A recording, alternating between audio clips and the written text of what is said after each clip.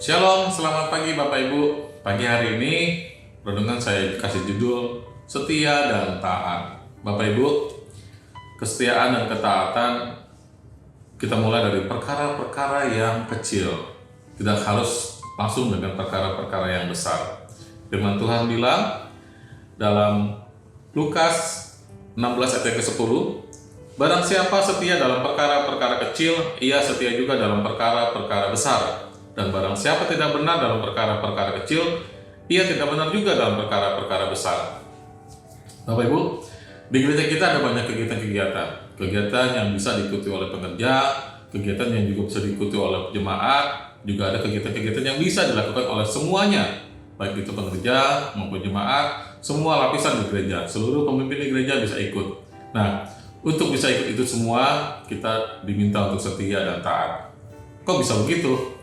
Contohnya, ada perkara-perkara yang atau kegiatan-kegiatan yang tidak terlalu besar. Mungkin buat sebagian orang bukan perkara-perkara yang sulit, yaitu pemimpin gereja kita meminta kita untuk membaca Alkitab 1 hari 2 pasal dan berdoa 1 hari minimal 30 menit. Nah, buat kita yang sudah terbiasa melakukannya, itu bukan perkara yang sulit. Tetapi buat kita sebagian juga yang masih belum terbiasa, itu memerlukan daya upaya yang sangat luar biasa.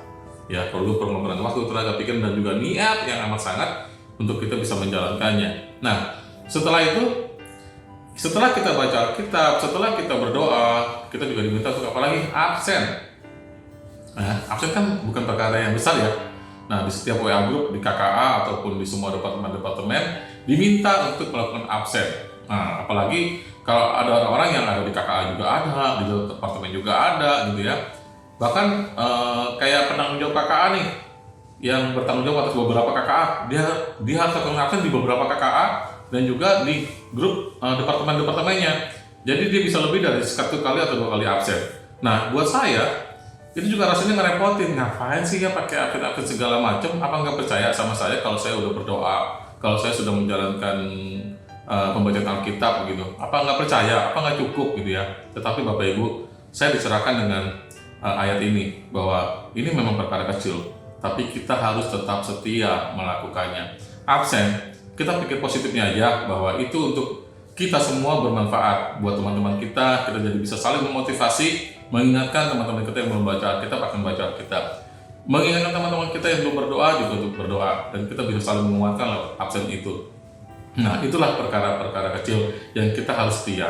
Bapak Ibu, kita juga harus taat melakukannya. Mungkin ada orang yang bilang, nggak perlu taat lah, kayak gitu aja, kecil-kecil doang. Bapak Ibu, taat itu perlu buat kita.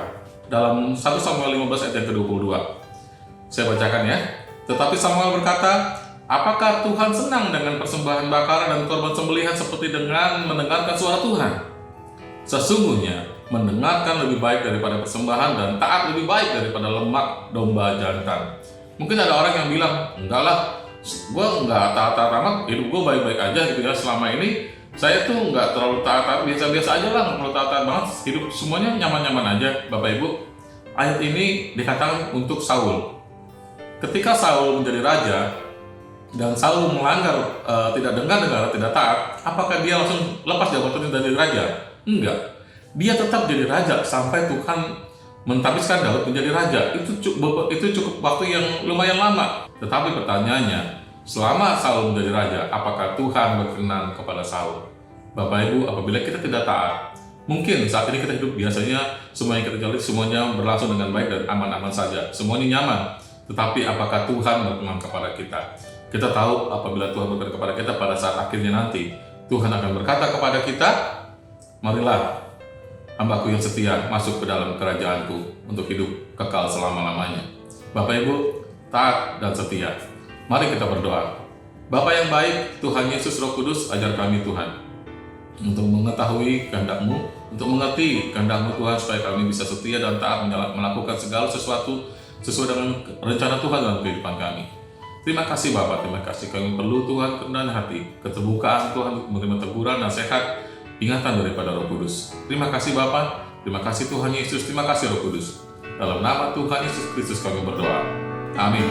Shalom, Tuhan Yesus memberkati kita semua.